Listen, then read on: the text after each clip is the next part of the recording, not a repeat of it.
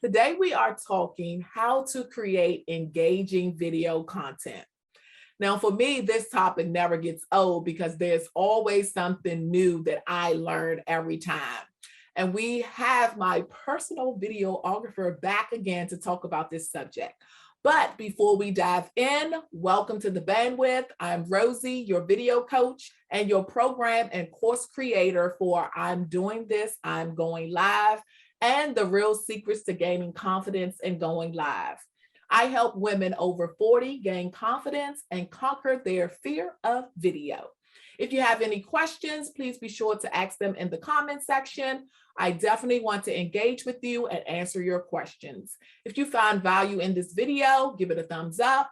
Check out my other videos, subscribe to this channel, and hit that notification bell. Let's do this.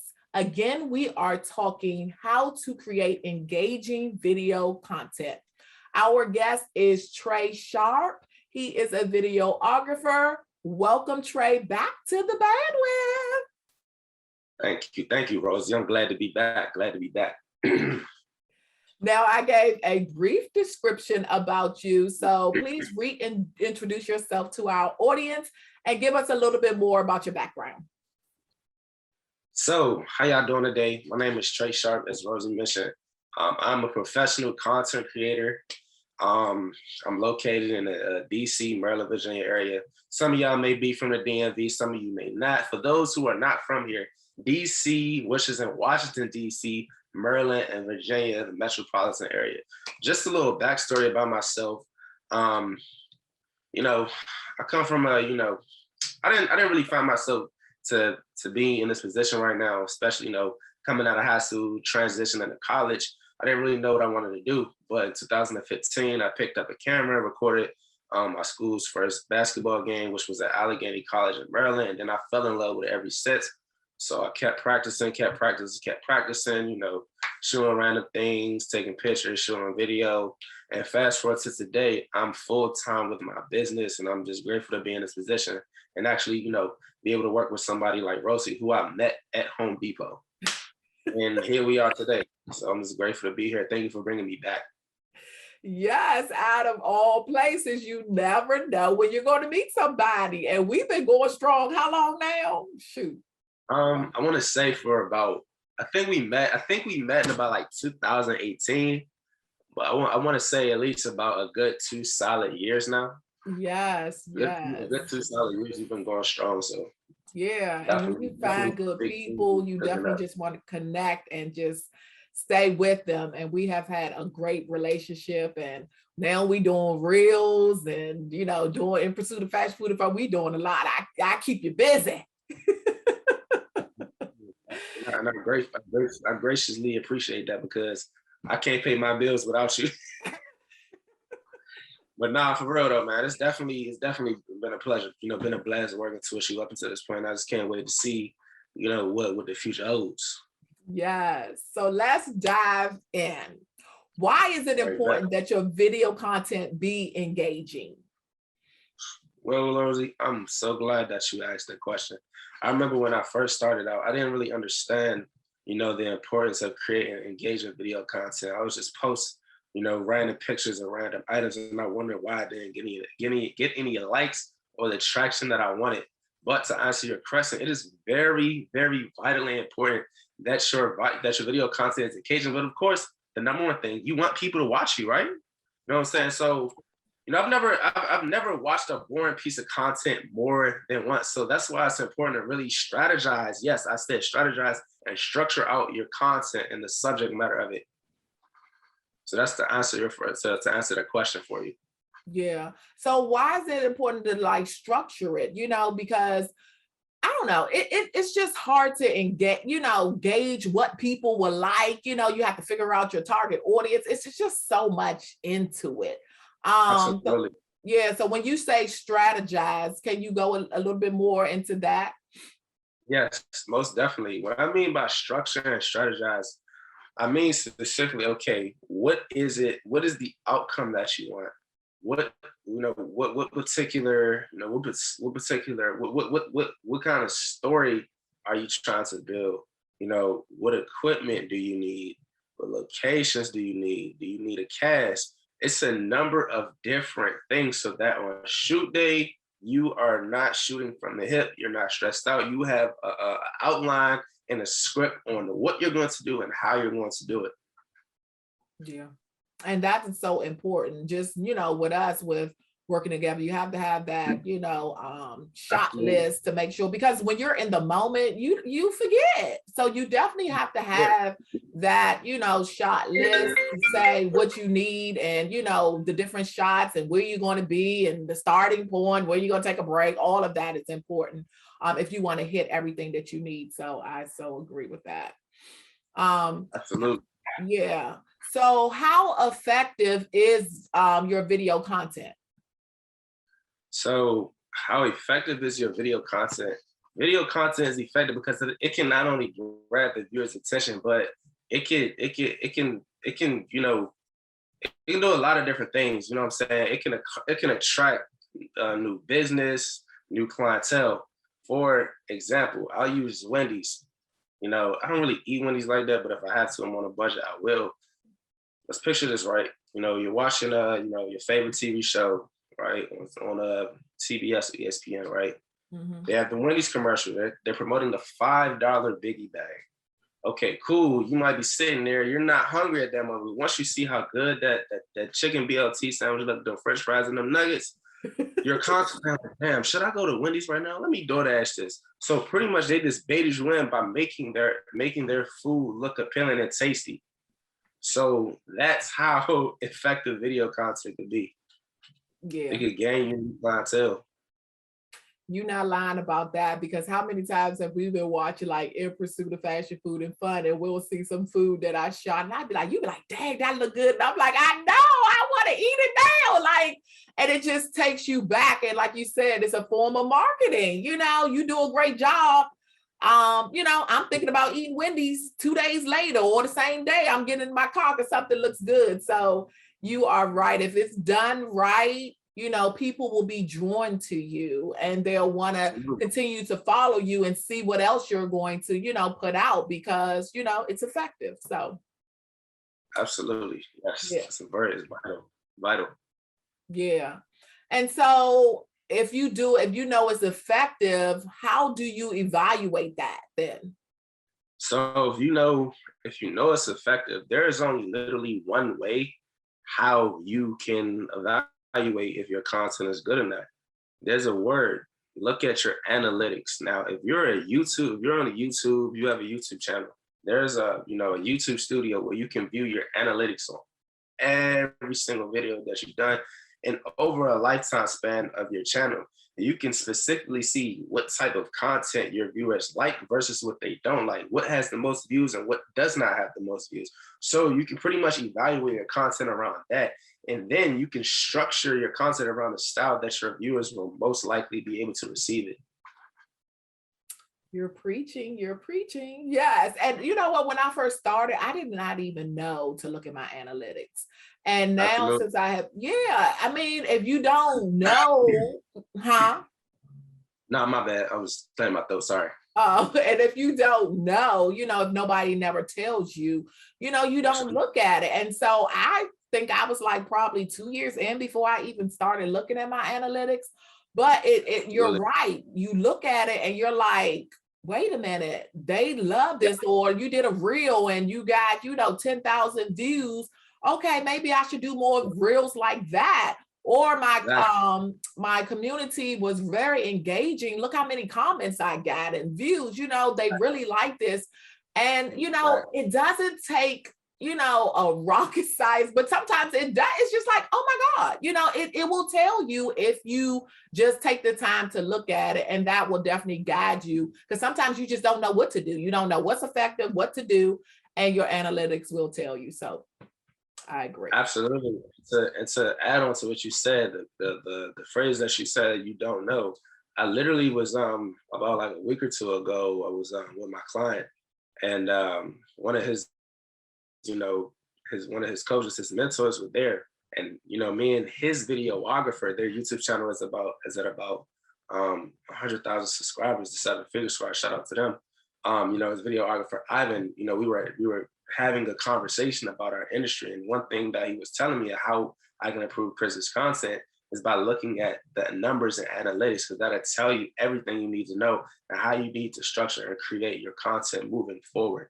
So a couple of things I took from that is, I need more creativity. I need to create better thumbnails and better titles that will hook people in. Yeah. And speaking of hooking, that takes me to my next question. Why is it helpful to create a hook at the beginning of your videos? I know you talk about thumbnails, and we'll get into that too, because that is so important on YouTube. But why Absolutely. should you hook them in the beginning? Well, of course, again, you want them to see what it is that you have to offer them. A hook is very important to grabbing a viewer's attention. I use myself for an example. When I edit my clients' content, I add things like like in the beginning of a video, I may place like a little montage with some sound design, so like build up a little suspense. You know what I'm saying? I'm kind of like want to bring them in, and I want them to wonder, like, okay, what the heck is about to happen? You know what I'm saying? So, and also, I'll use another example. It's a guy named YC Imager who I also look up to. He's a content creator like myself. I just happened to be scrolling down YouTube one day, and literally, he had like a title that said 5 reasons why you suck at making music videos. So I'm like, what you talking about? I suck. Let me click on this. And he literally had some useful tips. It's not to offend you or antagonize you, it's pretty much to help you. But by that title being structured that way, it offended me a little bit, which made me want to click to see what you mean. I could say the same thing about you. You know what I'm saying? So it's just that's essential to hooking people in. Yeah. Also, businesses do this too. Like, if you ever think about Auto Giant's one dime down, really? You gonna put a dime down to get a car? That gets people. I ain't that commercial all the time. You find out it's gonna cost you more than that if your credit's up. You literally might have to have a purpose credit score to put a dime down. They're not lying, but they're not saying you're guaranteed it. That's a hook right there. Yeah. Because the words like potential, most likely, possibly, wordplay. People overlook that. You can make $1 million by doing this, but did you see that word potentially or possibly right there? That doesn't mean it's going to work out for you in this manner. So me being an entrepreneur of mine, I think of things like this all the time now that I'm starting to, be more seasoned and I'm developing. Yeah. And hooks can happen in different ways too, especially, since my primary platform is YouTube, you have to catch somebody's attention right away. So if you notice the way I structured my opening, it's just like you tell them what it's going to be about, what they're going to get, and then hurry up and kind of like say, click here, subscribe, but then get right into your message, because nobody's going to stay around long. They want what they're looking for. Just think if you're looking for something, like you said, the 5 whatever ways that you suck in music videos or whatever, you want to grab, you want to click on that and hear those and go through it. You don't want them, all day introducing themselves and saying all this stuff. You want to get to it so they can get what they need, because people attention spans is so short. So I found that, know the platform that you're on, know your audience, and that will help you create hooks or whatever they need. So maybe, I'm dealing with 40 and over, but if I'm on Facebook, I may be able to take a little bit more time. That may be different than when I'm on YouTube. So I just encourage everybody to know the platform that they're on, and then, move accordingly. Absolutely. That's true. So what is a good question to ask yourself regarding your content and your video? This is literally me all day, every hour, 24/7, 365. So, the 2 questions for me, like, that I like to ask myself is, how can I get better? Because I don't want to stay an amateur forever. I want to be able to improve on my skill. What more can I do in terms of how much time do I spend on, creating my content, strategizing? Like, you gotta put time and effort into these kind of things if you want to see results. Not too many people understand that concept. They think they can get up here by starting down here overnight. It takes many years to become an overnight success. Yeah, we talk about that all the time. People think that, because they are just exposed to you, that you just happen to, be on their timeline right now. You know what I'm saying? But they don't know that it's been 7, 8 years in the making, and then you're here all the time. They think you just woke up with $1 million in your bank account. No, that is also like, that could be a bad danger of social media. Like, get poison people's minds to make them think, man, I can do this quick and get rich fast. No, it's not get rich quick. Like, them people been in the dark, grinding, putting their heads down and putting their effort, heart, blood, sweat, and tears into their industry until they blew up, and they're gonna, go even farther after that point. They reached to where they want to go, so now they're gonna go to even higher heights. You know what I'm saying? So yeah. And also, it's like, I always stress watching your replays, because you always want to, like you said, improve. So how do you do that? You look back, and I know a lot of people cringe.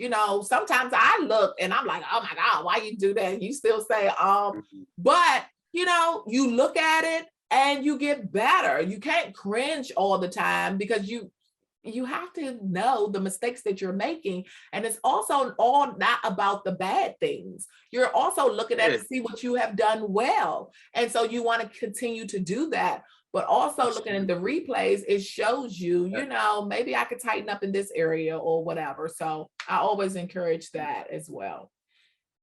Absolutely. Definitely. Like, for me, when I tell my story to, young and up and coming, professional content creators myself, man, I always show them and tell them where I came from. I showed them my first music video that I ever done. And they was like, bro, you used to be at this level? I'm like, yes, you're gonna suck when you first start. However, you are going to improve. Now, of course, if someone were to ask me, hey, what do you think about this video that I did? There are two ways I can answer that question. I can just be flat out ignorant and, unconsiderate of their feelings, and kill their dreams, or I can understand, damn, I know exactly where they are.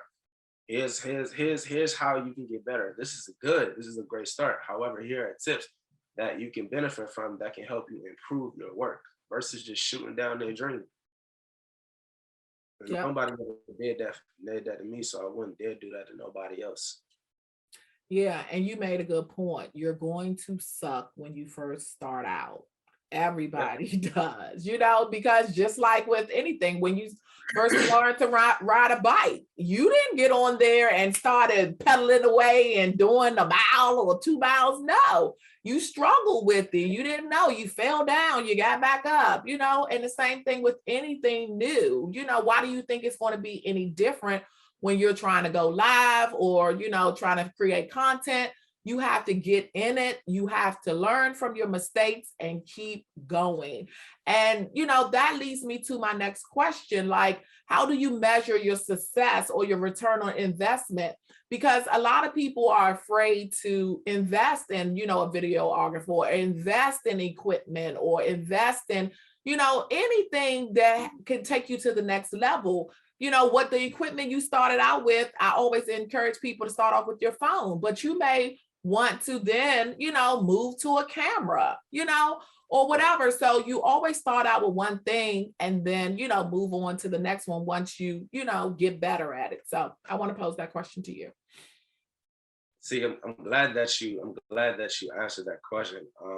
There are many ways that you can measure the success, but before I dive in to answer the question at a deeper measure, I want to first say this. I started out with iPhones, 7, 6, something like that. I was just, I'm at work, and when I was working at Six Flags, just taking pictures. And I'm like, man, I, really enjoy this thing, you know what I'm saying? So eventually I knew I needed to invest into a camera. My first camera was actually the Canon Rebel T5, which at the time when I first bought it, man, I thought it sucked because I seen everybody else people that are already seasoned and established, they had, they have red cinema cameras, they have Canon 5D Mark ones, Mark twos, and a Sony A7 I and stuff like that. I'm just like, man, my camera can never do these things. But it took me at least about a year or two to really figure out my camera in full. Like I had to literally not look at how old it was and realize this thing has value. And once I realized that, and once I started to believe in my camera and its abilities, I did a whole lot that I never thought I could do. I got quality video and quality photos out of that camera that supposedly sucks or it's old. So, it's not all about, the camera that you have, is what you can do with it. Like right now, I have a Canon M50, which I'm shooting off. Somebody I can give that camera to a beginner or someone that doesn't know what they're doing. They're going to create some horrible type of content with it. But if you give it to somebody like me who knows the fundamentals and knows techniques, ways to work it, it's going to be golden. So it's not necessarily what you have, is what you know how to do with it. So let me go ahead and ask you a question. You can measure the success and the return of your investment by one way. Well, actually, like one way. If you see the results and people gravitate into you and your work, your following and subscribers. If your work is gaining traction, that's how you know, okay, you're starting to develop, you're getting better, you're getting the return of investment. And people are commenting on your stuff, fire emojis, this is dope, man. I'm about to DM you, I want to book you for my next shoot. Like that's when you know, okay, the return of your investments is starting to pay off. But this can be dangerous to think about too early, because you don't want to focus on it way too early when you first begin. You want to just, invest and just work, keep your head down, keep creating, and eventually you'll look up and you'll be the biggest internet sensation. You're right. And you are, preaching when you said, know what you have. You thought your camera was trash, but really once you got to know it, and it's important about like the settings. It's so important to learn your camera and see what settings you have, because like you said, you can create great content with it. It's just sitting down, looking at the manual and figuring it out. So you don't always have to have the latest and greatest. That's what I always like to tell people. And especially when you start out, use what you already have. Then once you're getting traction or you start getting clients or whatever it may be, or save, you can then, upgrade. But don't let it stop you that you don't have, what did you say, the red camera or whatever? I think that's still the hot thing. I don't know. Yeah, like that's an industry level, that's a Cinemax movie industry level camera that those filmmakers are using. You know what I'm saying? That's something I don't have my hands on, but do I necessarily need it? No, you don't. 9 times out of 10, it's more so about the glass, which is the lens, and not so much about the camera body. If you don't need a very expensive equipment just sitting around, if you're not using it every day, you don't need it. However, if you have a client that's paying you a high budget for a movie, then you might want to think about using that red cinema to get the best possible look ever. You know what I'm saying? So it just depends on the situation. Yeah. We can talk all day long, about all this stuff. But no, thank you so much for being on the show. My last 2 questions are, how can people stay connected with you and what's next for you? It's my pleasure, Rosie, again. People can stay connected with me by visiting my website at www.sharpeeyeproductions.com. That is spelled SharpeEyeProductions.com. Of course, you can also follow me on Instagram at _SharpeEyeProductions_. I'm sure it'll probably be listed in the video, but yeah, that's how people can stay connected with me.